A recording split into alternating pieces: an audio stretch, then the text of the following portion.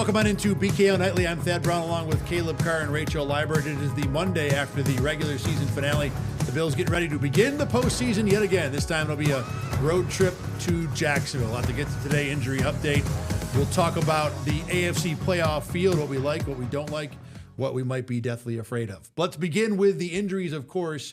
And we did get a couple of notable updates today. Number one, Max Harrison has an ankle injury. He will not play on Sunday. Already ruled out. Sean McDermott said that injury is week to week at this point, so we'll see how serious it becomes if the Bills do win on Sunday and get to play another game after that. The other injury was Matt Prater. Everybody knew about that one. Matt Prater left the game against the Jets at halftime. Sean McDermott said that the update was mostly good, that he's day-to-day at this point, and McDermott gave a little more explanation about what the plan is now for the Bills at kicker this week. He's more day-to-day, which is a good sign, but we're still going to more than likely bring some kickers in tomorrow for a workout, kind of work with two plans, one where he's able to go come Sunday and one where he's perhaps not able to go. All right, so that's the deal with Prater, that he is still a question mark. So, guys, let's start with this. How much of a relief is it for Matt Prater to be day-to-day from the point of view of, yay, he's not further hurt, and how important the kicker is to the Bills this postseason? Rachel, you can go first on this one. I mean, day-to-day has been so not specific this year. I mean, I don't know if it really makes me feel any better knowing that he's day-to-day as opposed to them saying, I mean, if Sean McDermott confirmed he was out for a few weeks, obviously that would be worse. But, I mean, it's not a good sign when you're working out kickers for this coming weekend. And we know how that went when he was hurt and they had, Badgley in there and it didn't go well. And for him to come back and get hurt again, it's not a good sign, especially going in the postseason. So I guess it's good that it's day-to-day, but it doesn't make me necessarily feel optimistic. I think it also worries me that he started the game yesterday and then he left the game. So they thought that he was ready to go and then he tweaked something again, or it came back, whatever it was, or maybe they were just like, hey, let's try out some 2-point conversion plays. I don't know what it was, but no, they definitely pulled the kicker because of the injury. Yeah. So the fact that they pulled him because of that makes me worried that if we're saying he's day-to-day on Monday, how confident are we that even if he is out there on Sunday, that he's out there for the whole game? And like in my opinion, I'd rather. Obviously, you can't pick if you're going to have your kicker in the first half or the second half based off injury, but it's the playoffs.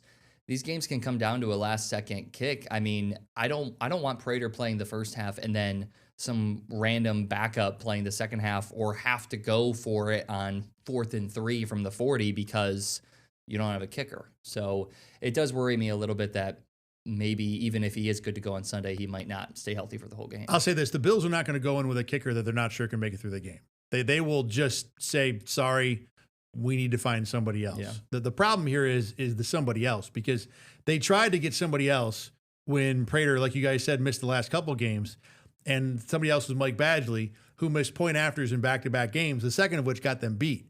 Ironically, not ironically at all, but ironically is what you say here, the second of which was against the playoff team. So the Bills have nothing but playoff teams left on the schedule now.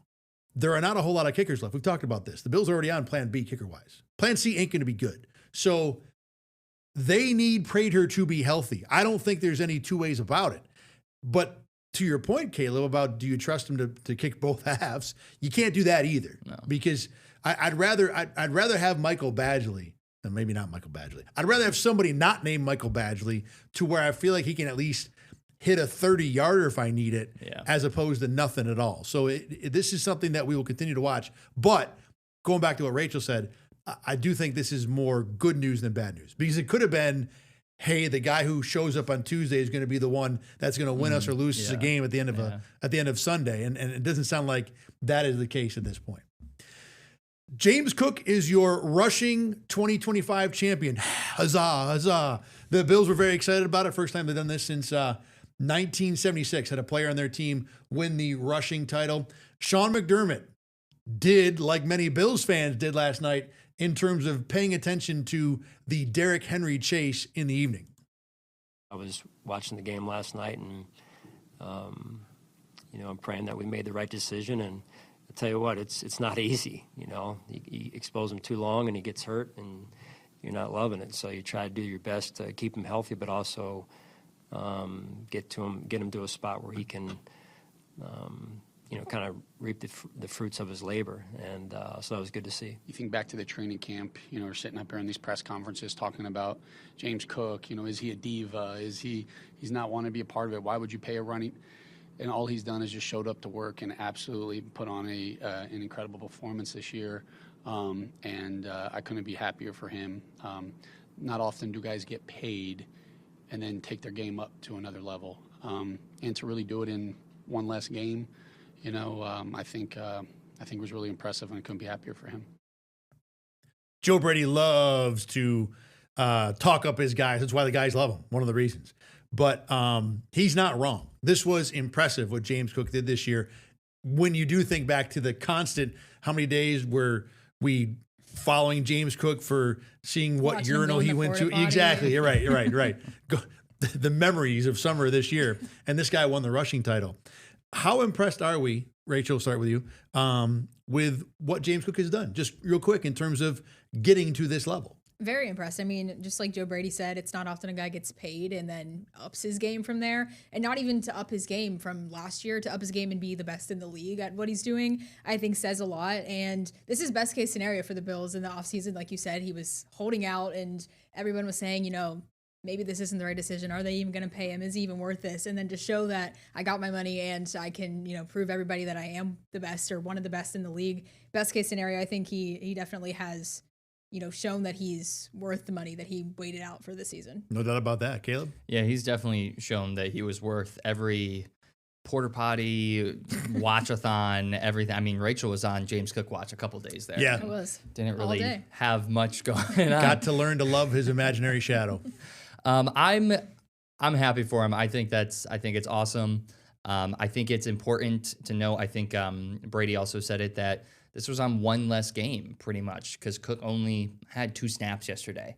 And, I mean, he had 2 pretty good runs on those snaps. I can't even imagine. Oh, if they really played against the Jets, they could have put a number on it for sure. If they just played him, he probably could have put up 200. So I think it's awesome. I think it's really impressive that, like I said, that it's with one less game. And those are some really good guys. Derrick Henry, Jonathan Taylor was up there too. That's a lot of really, really tough competition. I am also impressed at the fact that when you look at this Bills offense, it's pretty obvious that James Cook is the guy. That's a good point. There's not really any wide receiver threat this year. And Josh Allen is obviously a threat at times, but I think James Cook has been the consistent factor. So the fact that, and that's been all season. So the fact that teams now go into playing the Bills and they're like, we got to shut down James Cook, and he still has found a way to be the top rusher, I think that's also something to think about. Sean McDermott and Joe Brady both talked about credit to the offensive line, the tight ends, and the offensive line we knew was good. They continued to be good. Jackson Hawes is a part of this too. You really look at the 5th round pick the Bills made and what he's done as a blocker. I'm not going to sit here and say that's the only reason, but when you look at James Cook, who was a really good runner last year and earned that contract in the offseason to go to the number 1 runner in football, 85 is a big, big part of this. It does not get talked about enough. Let me move on to James Cook is the number 1 rusher by yards, but is he an all-pro? This is a debate we had in the media room last night after the Bills and Jets game. And Caleb, the discussion got to, well, if he's the rushing leader, he has to be an all-pro. And I went and looked this up. 23 of the last 24 years, that's been accurate. The guy who won the rushing title was also an all-pro. For everybody who doesn't know, all-pro and running back is top 2 guys. So you can be second best and still be an all-pro. Here's the caveat. The one guy who didn't become all-pro, who was a rushing leader, Kareem Hunt, 2017. That year, he was the rushing leader by 22 yards over Todd Gurley, 36 yards over Lev Bell.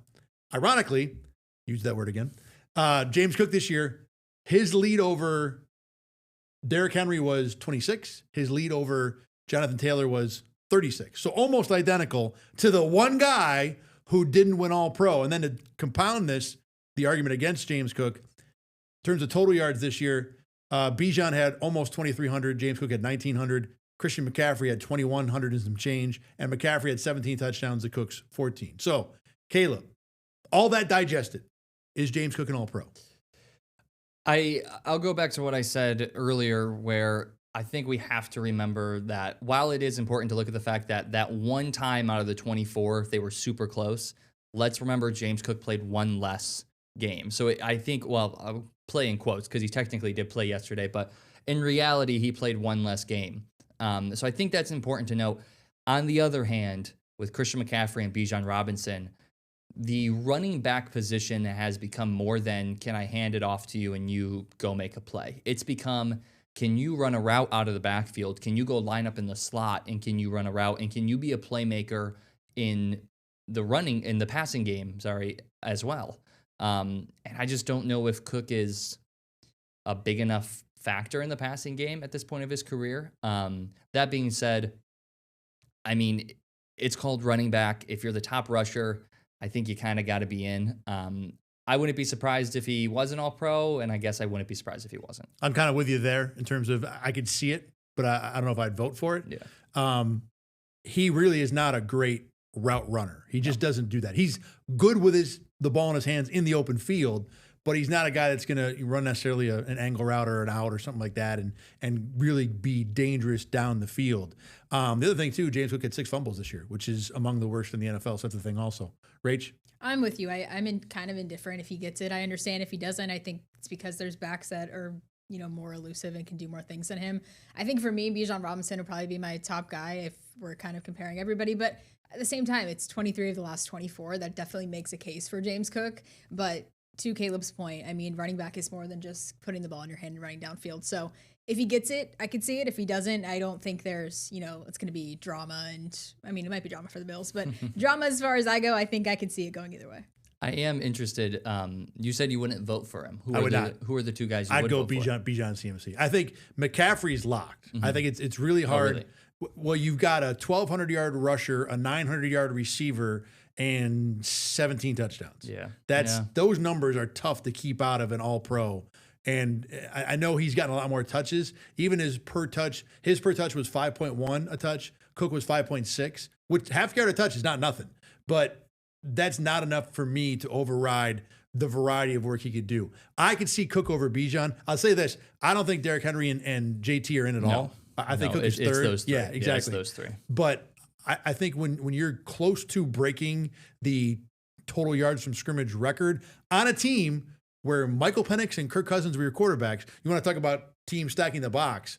To me, Bijan has a better case over Cook there. Yeah. I think I agree with that. I was originally thinking that Bijan was the lock just because of how, and that might just be because of the game that the Falcons played against the Bills. But Bijan has become one of the most explosive backs in the league. So I think Cook has been a little more consistent. That's my case for him. As a Bijan fantasy owner, I will tell you that right around November, there was a period of the year where Tyler Algier scored all the touchdowns for that team. Mm-hmm. So it hasn't been consistent production, but I think he's done enough overall. I mean, Rachel, has him number 1. I can see that argument as well, that he is the best of the group of running backs. All right, the Bills are going to take on a Jacksonville team that, like many other teams, at least quarterback-wise, the Bills this year are going to have a big advantage when it comes to experience. For non-Aaron Rodgers quarterbacks in the AFC playoffs, because Aaron Rodgers throws this comparison totally off the rocker, the other 5 quarterbacks have played 9 playoff games total. Most of them actually have played 1 or 2. Herbert's been in a playoff. Stroud's been in a playoff. Obviously, not Drake May. Bo Nix was in a playoff last year. But the non-Rodgers quarterbacks have 9 games of experience. Josh Allen has 13. So big advantage for the Bills there. When you think about coaching experience, though, you start going through it. Jim Harbaugh has been to a number of playoffs with the Niners, more than Sean McDermott. Mike Vrabel has been to 8 playoff games. Even DeMeco Ryans in Houston has been to 6 playoff games as a guy who's only been a head coach for 3 years. Obviously, Mike Tomlin, same. The Steelers guys totally throw out any, look at what kind of an advantage the Bills have experience-wise. But what the Bills do have is the McDermott-Allen experience together.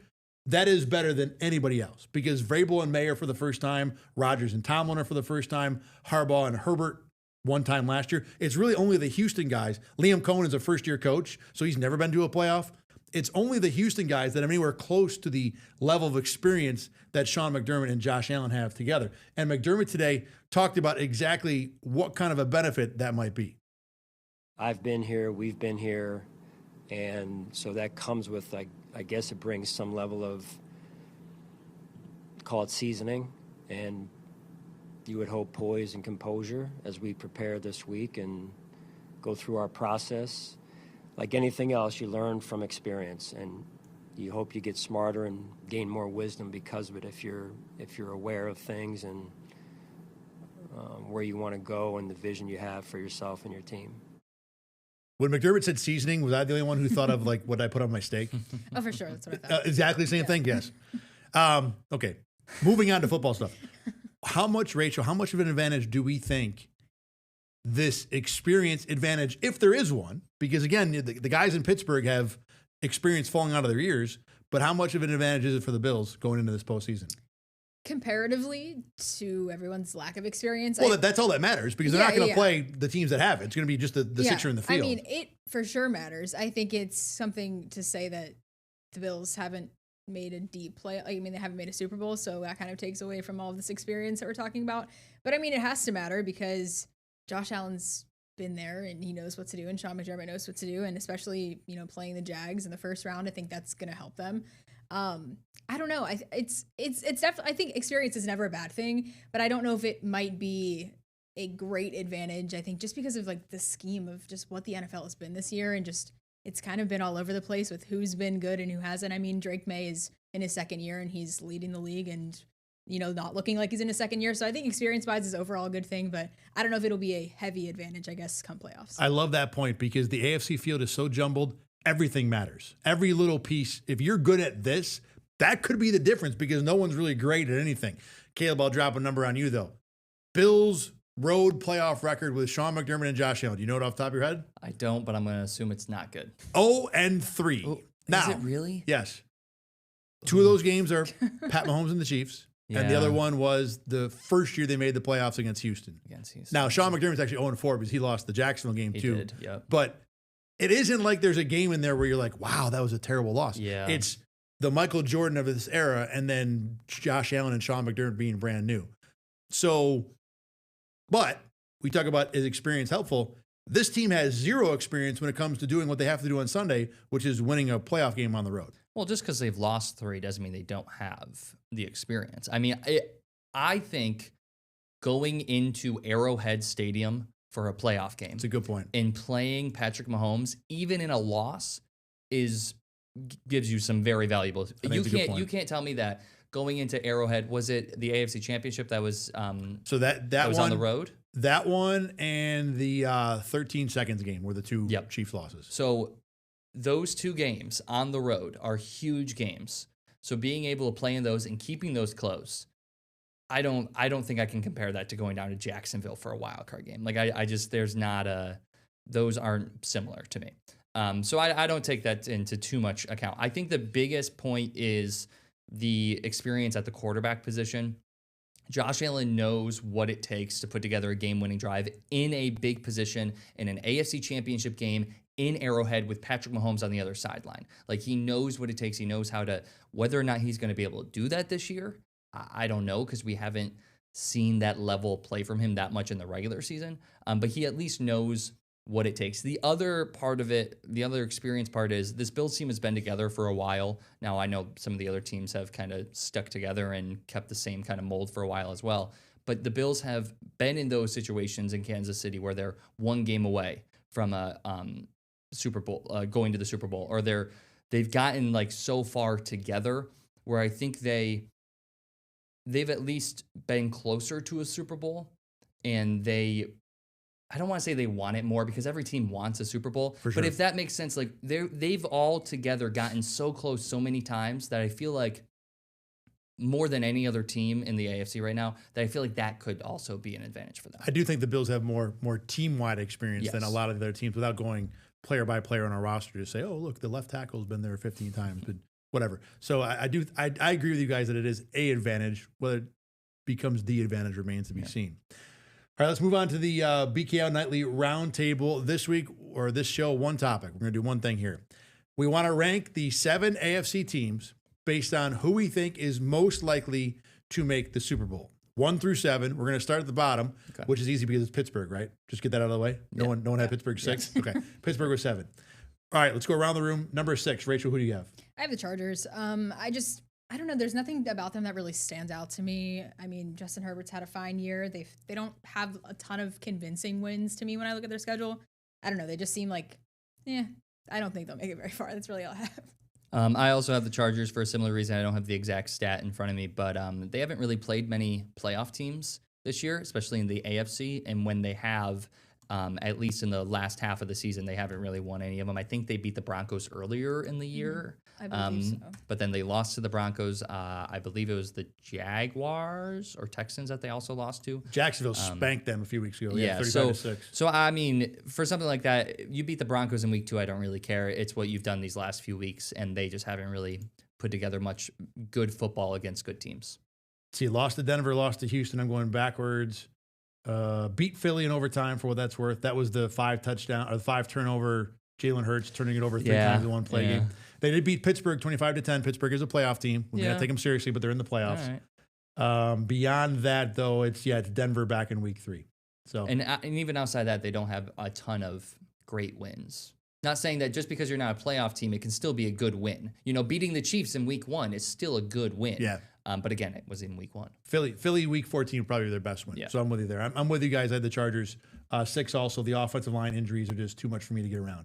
All right, Rachel, number 5. I have Houston. Their defense is obviously the best in the league, but I just don't think they're off. Caleb's laughing.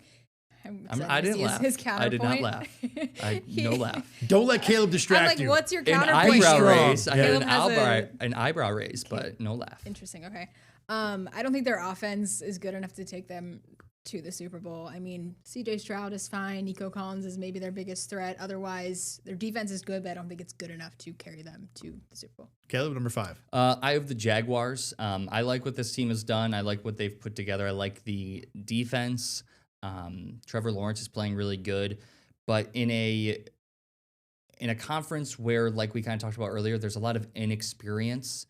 It really comes down to like a few minor things, and I think Liam Cohen, although I love what he's put together in the regular season, he doesn't have any playoff experience. He's never been in this situation before, so I think that could definitely play a factor for the Jaguars. I have the Patriots 5th. I have don't think that Drake May, despite the likely impending MVP award he's about to win, is a guy that has proven to me that I want to believe in you in the postseason. And then when you talk about things that work in the playoffs, do you have playmaking receivers? Not really. Matt Collins is hurt. Do you have an edge rusher that scares anybody? Not really. They have playmakers in the defensive backfield, and they're very disciplined, but I just don't get scared about where their strengths are at this point in the year. I could be wrong because we really don't know a lot about them with the schedule they played, but I had them 5th. Rachel, number 4. I have the Jags number 4. Kind of same reason Caleb had them number 5. I mean, they just experience-wise, Trevor Lawrence is not an elite quarterback in my eyes. They have been rolling. I mean, like we said, Thad and I talked about this last week. They're just a sneaky team. I feel like they have the ability to make a playoff push, but I just don't see them really going all the way. I mean, I think they have the ability to, but I don't see it happening. I have the Patriots number. We're at 4, right? 4, yep. I have the Patriots number 4. I love Mike Vrabel. I think if there's one head coach in the AFC right now that could help his team go on a run the most, it's probably him. With that being said, though, this team is there's just a lot of parts about this team that I just don't. They haven't really beaten anybody crazy this year. They haven't really, they went on that streak, but who did they play during it? And there's also a lot of off-field issues right now that's true. There's a lot of off-field issues that I think that if they're not careful, could definitely sneak up on them and cause an upset early on. I got the Jags, number 4, same as Rachel. I like Trevor Lawrence more than you do. I think he can be that guy. He hasn't been a lot. The thing I like about Jacksonville is that they might have the best group of weapons that isn't playing for the Chargers right now. There's elite potential there with Travis Etienne, with Brian Thomas Jr. We haven't seen it a lot. So they also, by the way, have not much when it comes to a pass rush. They have Josh Hines-Allen, but their pass rush numbers, we're going to talk about a lot this week, I'm sure, are very unintimidating. So I had Jacksonville number 4. Rachel, number 3. I had the Patriots at number 3. Kind of the same reasons you gave for your 5th ranking or 6th ranking. I mean, it's lack of experience in Drake May. They haven't, even when they were matching up to play the Bills, we're like, okay, is this a legit team? They have 10 straight wins. Is this a legit team? I mean, I think they are a legit team. I don't think they're a Super Bowl level team. I think the Bills handled them. I think they'll get handled. I mean, they might make a playoff push, but I don't see them going to the Super Bowl. It's weird to think that the number 2 seed, and I had New England 5th, is kind of the team that you look at. Like, if they went to the Super Bowl, you'd be like, huh? Really? Yeah. I mean, I don't know if I'd be surprised. I kind of went back and forth with where, like, I had him in like my top 3, kind of switching back and forth. But I think that's where I land. Just overall, we have yet to see really like that Super Bowl level team that they could be. Caleb, number 3? I have Buffalo at number 3. The defense it's been playing a little bit better as of late, but not that any of these quarterbacks or these offenses are really elite, but that does scare me a little bit. And then the other thing is we have no way of knowing if any of the receivers are going to step up. Like, you have no way of knowing, like, that Josh Allen can put on the cape, but the problem is you kind of need someone to catch the ball. He can't just run it every time. You can't just run it every single time with James Cook and Josh Allen. And now that you're in the playoffs, teams are going to be ready for that a little bit more than I think they were in the regular season. I definitely think Buffalo could do it, but I have them at number 3. I have them at number 3 also. I think it's the Bills. Now, look, they have the best QB in the field by a lot. They have, as we talked about, a good chunk of playoff experience. They do have an edge in Joey Bosa that can threaten you. And really, Greg Rousseau is not too terrible either. So there is potential there for game-changing defensive line plays. Here's a stat I found out today. The Bills' leading receiver is Khalil Shakir with 719 yards. Teams who have made the Super Bowl, not one, made the Super Bowl over the last 30 years, there's 2 who have done it without an 800-yard receiver. 2005 Seattle, Super Bowl 40, they lost. 1999 Tennessee, the home run throwback team, they also lost. So what the Bills are trying to do, get to a Super Bowl without an 800-yard receiver, it just shows you why you need talent and production at that spot. And that, to me, is just the biggest gaping hole. And then if we don't think that's a big gaping hole, they also have the run defense thing going on too. So I can't put them any higher than 3. Rachel, number 2. I have the Bills at number 2. I initially had them at number 3, but I mean, same reasons. You have Josh Allen. I think you're capable of anything, but we've seen all of the holes and the things that they're not capable of this year. The rushing defense being one of them, the lack of receivers. I think they have the tools to do it. But that's why they're number 2, not number 1. Caleb, 2? I have the Broncos at number 2. I really think that they could do it. I really like this team. They have a good defense. I think they have a lot of good weapons. I know that Thad is not high on Bo Nix at all. 0 high. But I do think that he has, although Bo Nix isn't the most consistent quarterback, I think he's shown that he can play at a pretty high level. And I think it's possible that he puts that together for a few games. And the Broncos as a team have also showed that even if Bo Nix isn't playing at his highest level, they can pick him up in a way that the Bills can't pick up Josh Allen. So for that reason, I have the Broncos at 2. Statistically, Bo Nix has played at a high level. I don't know if he's really played at a high level. I think he probably has, but I'm not there yet with Bo Nix. I had Houston number 2. I'm with you, Rachel, what you said about the offense before. But 2 things about them. Number 1, the offense has the elite receiver, Nico Collins. They have the best receiver in the field right now. And with Jalen Higgins and Jalen Noel, I do wonder if they have the supporting pieces to really have a legit receiving core. I'm not sure, but maybe. And then the defense might frankly just be that good. There have been a couple times over the years, Baltimore 20 years ago, where you just have a great D and that's good enough. I don't know if you can do it in this era of the offense, but I'm kind of interested to find out. So now, let's go around the room. Number 1 team most likely to win the Super Bowl, Rachel. I have Denver. I think their defense is obviously better than their offense. I'm kind of with that on Bo Nix. I'm not completely sold on him, but he's done it so far this season. I mean, he's had the supporting cast to help him out. They've been a dominant team. And in this AFC field, I just feel like well-rounded. If we're looking at that, I think Denver might be the most well-rounded team. I have the Texans. I think defense wins championships, and we haven't seen that lately, especially in the AFC, because you've got Joe Burrow and the Bengals offense. You've got Patrick Mahomes in the Kansas City with Tyreek Hill, and then you've got all these elite offenses, even the Bills when you had Stephon Diggs. Like, you have all these elite offenses that was just the quarterback play is what's going to win you. But in this field where the quarterbacks aren't that elite, I think the defense can win you that. And then outside of that, they've just been hot lately, so I have them. I have Denver number 1 for one simple reason. In this field with nobody we really like, they're the only team that has to win just 2 games. So that makes it easy for me. They're the most likely team to get to the Super Bowl because their road is just that much easier. Thanks very much for watching. We are done for today. Me and Carl Jones will be back tomorrow with the Let's Talk Ball edition. As always, for Caleb Carr and Rachel Liebert, I'm Thad Brown. We will see you again tomorrow. Get the Rochester First streaming app today for everything you love from News 8 On Demand, plus exclusive shows you won't see anywhere else. Search ROC and download for free on Roku, Amazon Fire, and Apple TV.